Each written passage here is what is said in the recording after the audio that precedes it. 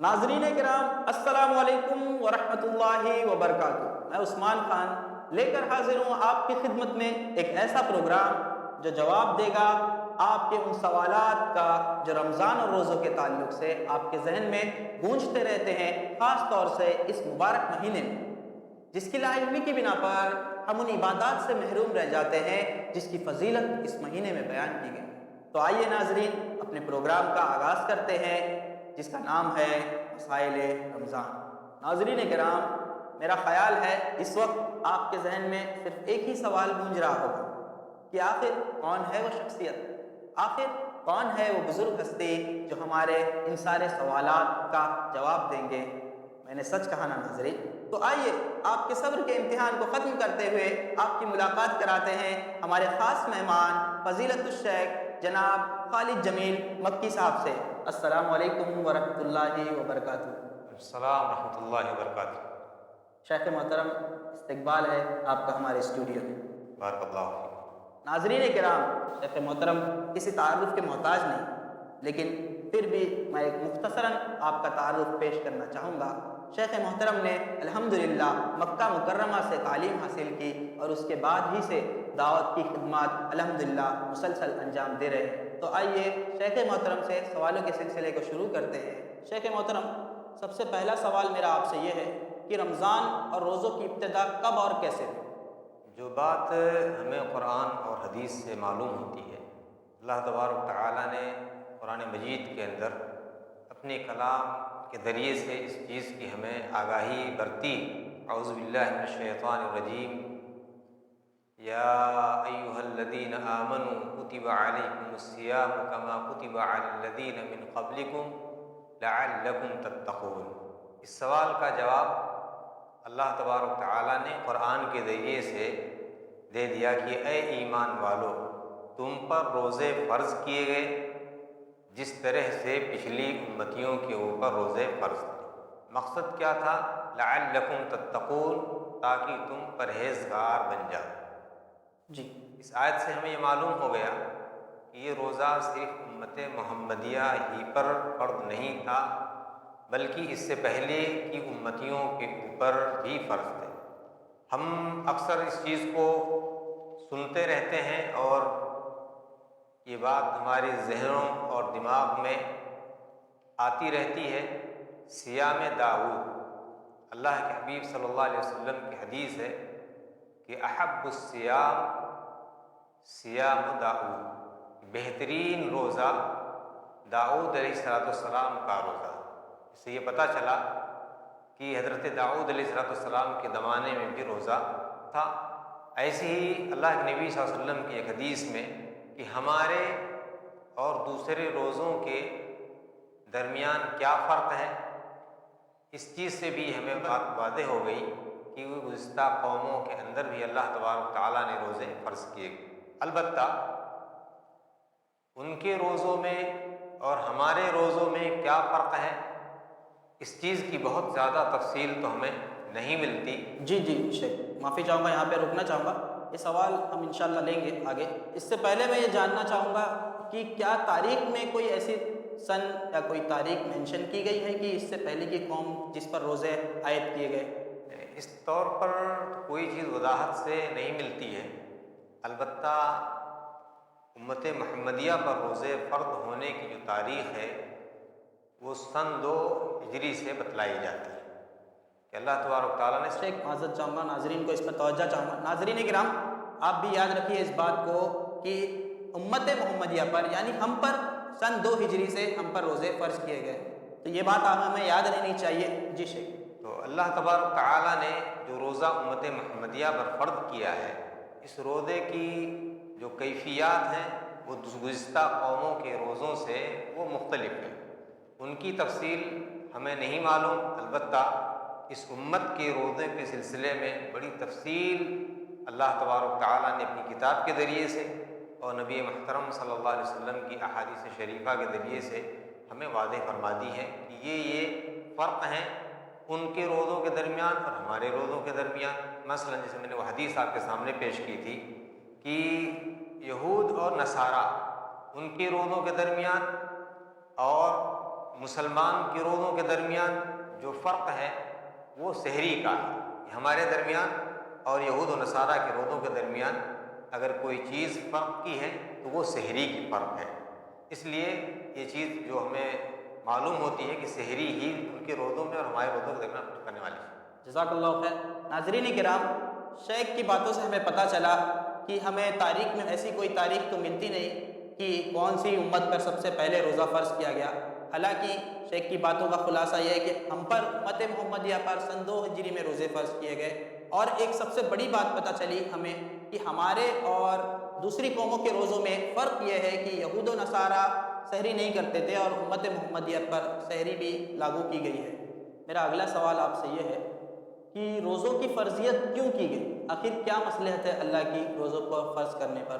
ابھی قرآن کریم کی جو آیت میں نے آپ کے سامنے تلاوت کی تھی، ارشاد ربانی ہے، یا ایھا الذین آمنوا کتب علیکم الصیام کما کتب علی الذین من قبلکم لعلکم تتقون، کہ اے ایمان والو، تم پر روزے فرض کیے گئے جس طرح سے پچھلی امتوں کے اوپر روزے فرض کیے گئے تھے، لعلکم تتقون، تاکہ تم متقی اور پرہیزگار بن جاؤ۔ اللہ تبارک تعالیٰ نے روزے کی فرضیت کا اس میں ایک مقصد بتا دیا ہے کہ روزہ اس وجہ سے فرض کیا گیا تاکہ انسان متقی اور پرہیزگار ہے، اس کے اندر اللہ تبارک تعالیٰ سے خوف، اللہ تبارک تعالیٰ سے اس سے ڈر اور اللہ تبارک تعالیٰ کے عذاب کا خوف اس کے دل کے اندر رہنی چاہیے، اور یہ روزے سے ہمیں حاصل ہوتی ہے۔ ایسے ہی باری تعالیٰ نے قرآن کریم کی ایک دوسری آیت کے اندر ارشاد فرمایا، شہر رمضان الذی انزل فیہ القرآن ھدی للناس وبینات من الھدی والفرقان، کہ اللہ تبارک تعالیٰ نے اس رمضان مبارک جس کے اندر قرآن کریم کا نزول ہوا، ھدی للناس، لوگوں کے لیے اس کے اندر اللہ تبارک تعالیٰ نے ہدایت رکھی ہے اس قرآن مجید کے اندر، وبینات من الھدی والفرقان، اور تمام چیزوں کی اللہ تبارک تعالیٰ نے اس میں واضح نشانیاں رکھ دی ہیں۔ فمن شہد منکم الشہر فلیصمہ، جو یہ مہینہ پائے اسے چاہیے کہ وہ روزہ رکھے۔ آگے چل کر کے اللہ تبارک تعالیٰ نے آیت کے آخری ٹکڑے میں یہ بات کہہ دی ہے، وَلَعَلَّكُمْ تَشْكُرُونَ، تاکہ تم اللہ کے شکر گزار بندے بن جاؤ، اللہ کے شکر کرنے والے لوگ بن جاؤ۔ یعنی گویا کہ ایک طرف اتقاء، تقویٰ، پرہیزگاری اس روزے کا مقصد ہے، اور دوسرا مقصد یہ ہے کہ اللہ تبارک تعالیٰ کے انعام اور اکرامات کا بندہ شکر ادا کرے، اللہ تبارک تعالیٰ نے جو اس کے اوپر احسانات کیے ہیں ان تمام چیزوں کو یاد کرے۔ یہ اس روزے کے خاص مقاصد میں سے اللہ تبارک تعالیٰ نے یہ مقصد رکھا ہے۔ جزاک اللہ خیر شیخ۔ ناظرین کرام، شیخ کے جواب سے ہمیں بہت ساری اچھی باتیں سیکھنے ملی، لیکن اس میں سے 2 خاص باتیں یہ ہیں کہ روزے کی فرضیت کیوں کی گئی۔ سب سے پہلے تو انسان تقوی اختیار کرے، اور دوسری بات یہ پتہ چلی ہم اللہ کا شکر ادا کریں۔ آئیے ناظرین، شیخ محترم کی طرف اپنا اگلا سوال لے کر چلتے ہیں۔ شیخ محترم، سب سے پہلے تو رمضان کے مہینے کی فضیلت کے اوپر کوئی حدیث یا کوئی قرآن کریم کی آیت آپ اس پر روشنی کریں۔ ابھی جو قرآن کریم کی آیت میں نے آپ کے سامنے پیش کی تھی، شہر رمضان الذی انزل فیہ القرآن، رمضان مبارک کا مہینہ، اس کے اندر اللہ تبارک تعالیٰ نے قرآن کریم کو نازل کیا۔ اگر صرف اتنی بات کو اس رمضان مبارک مہینے کی فضیلت کے لیے لے لیا جائے تو کافی ہے کہ قرآن کریم اس مہینے کے اندر نازل ہوا۔ الحمدللہ۔ ساتھ ہی ساتھ اللہ تبارک تعالیٰ نے اس مہینے کے اندر اور بے شمار خیرات اور برکات اپنے بندوں کو عطا کی ہیں۔ نبی محترم صلی اللہ علیہ وسلم کی حدیث ہے کہ اذا دخل رمضان، کہ جب رمضان مبارک کا مہینہ داخل ہوتا ہے، فتحت ابواب السماء، آسمان کے دروازے کھول دیے جاتے ہیں، اور ایک حدیث کے اندر ہے فتحت ابواب الجنہ، کہ جنت کے دروازے کھول دیے جاتے ہیں، وغلقت ابواب النار، اور جہنم کے دروازے بند کر دیے جاتے ہیں۔ سبحان اللہ۔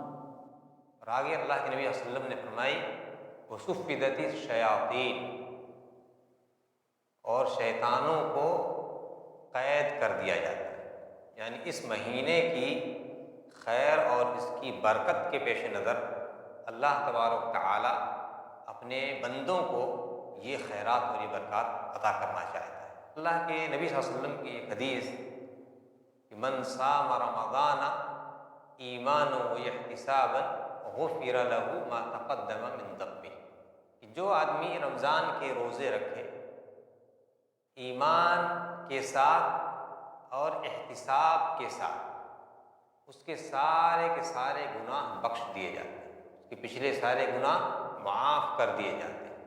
آئیے یہاں یہ بھی جانتے چلتے ہیں کہ یہ ایمان کیا چیز ہے اور احتساب کیا چیز ہے۔ بندے کو روزے کا فائدہ اسی وقت حاصل ہوگا جب اس کا یہ یقین ہو اور اس چیز پر ایمان ہو کہ جو عبادت میں انجام دے رہا ہوں یہ عبادت ہمارے اوپر واجب ہے اور اس عبادت سے ہمیں فائدہ حاصل ہونا ہے۔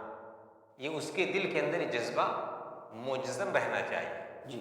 اور اس کی مثال آپ یوں سمجھ لیں کہ اس مہینے کی اہمیت کے پیش نظر یا اس کی چاہت اور لگاؤ میں بندہ ہمیشہ جڑا رہے اور اس احساس میں ڈوبا رہے کہ ہم ہر لمحے سے فائدہ حاصل کر رہے ہیں اور ہر لمحے کا ہمیں ثواب حاصل ہو رہا ہے اور اس سے ہمیں فائدہ پہنچ رہا ہے۔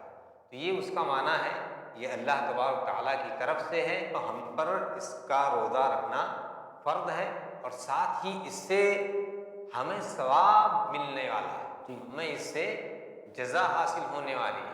تو جب یہ جذبہ کسی انسان کے اندر رہے گا وہ خاطر خواہ فائدہ حاصل ہوگا اور پھر اسی وجہ سے اللہ تبارک تعالیٰ اس کے پچھلے سارے گناہوں کو بخش دے گا۔ ساتھ ہی ساتھ اللہ کے نبی صلی اللہ علیہ وسلم کی ایک اور حدیث، معذرت چاہوں گا آپ کو یہیں پر روکنے کے لیے۔ ناظرین کرام، شیخ الحمدللہ ہمیں بہت اچھی باتیں بتا رہے ہیں اور بھی آگے بتائیں گے، لیکن ہماری مجبوری یہ ہے کہ ہمیں ایک چھوٹے سے وقفے کے لیے جانا پڑے گا۔ لیکن ناظرین آپ کہیں جائیے گا نہیں، لیتے ہیں ایک چھوٹا سا وقفہ، وقفے کے بعد دوبارہ حاضر ہوں گے اور جانیں گے شیخ سے کچھ اور سوالوں کے جواب۔ السلام علیکم ورحمۃ اللہ وبرکاتہ۔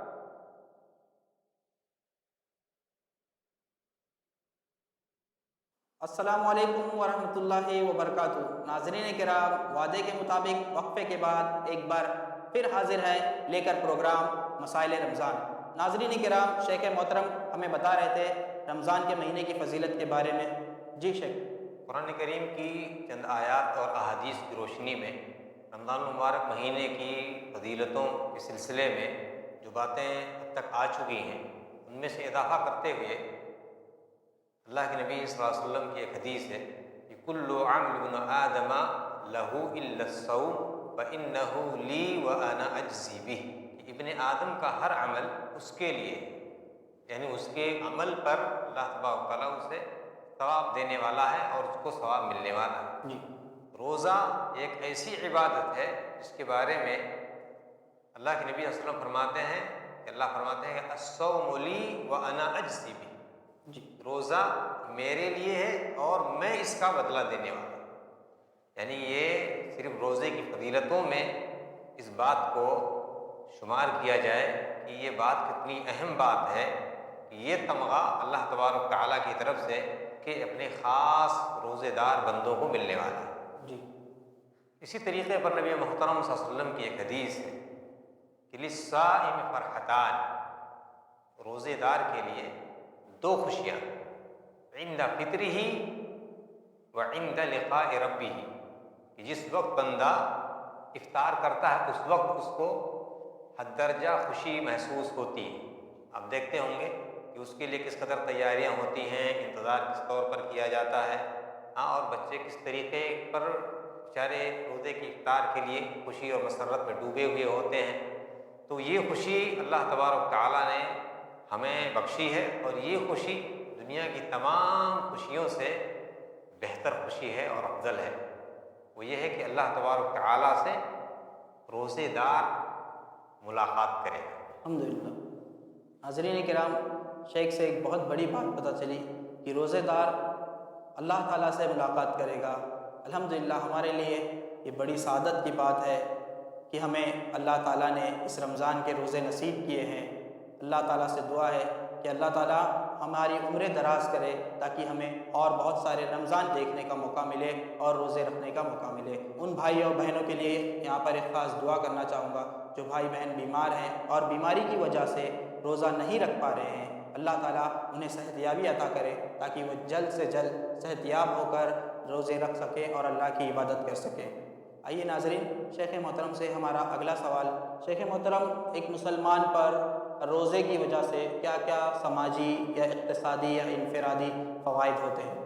روزہ مکمل خیر اور برکت والا عمل ہے جی، اور ایک ایسی عبادت ہے جس کے اندر اللہ تبارک و تعالیٰ نے ہر طرح کی خیرات اس کے اندر سمیٹ کر کے رکھ دی۔ ایک انسان کی اپنی زندگی، اس کی انفرادی زندگی میں اس روزے کا کیا اثر ہے، آپ سے پہلے بھی بات یہ کی گئی کہ اس روزے کا جو اللہ نے مقصد رکھا ہے کہ انسان کے اندر تقویٰ اور پرہیزگاری پیدا ہو۔ یہ انسان کا انفرادی فائدہ ہے، جی، یعنی وہ متقی ہوگا، وہ پرہیزگار ہوگا تو اس کا ذاتی فائدہ ہوگا، لیکن اس کی تقویٰ پرہیزگاری سے دوسرے لوگوں کو فائدہ ملے گا۔ جی، مثال کے طور پر اگر اس روزے سے، جس کے بارے میں اللہ کے نبی صلی اللہ علیہ وسلم نے کہا کہ الصیام جنہ یا الصوم جنہ، کہ روزہ یہ ڈھال ہے۔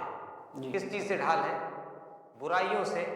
اب ایک بندہ جو روزے دار ہے اس کے لیے یہ روزہ ڈھال ہے۔ جی، بالکل، مثلاً کوئی آدمی اگر چوری کرتا تو اس چوری کا نقصان معاشرے میں پڑتا، بالکل، بالکل، اس کا پڑوسی بھی اس سے متاثر ہو سکتا تھا، جی، جس معاشرے میں رہتا ہے وہ معاشرہ متاثر ہو سکتا تھا، لیکن اس روزے نے اس کو اس برے عمل سے روک دیا۔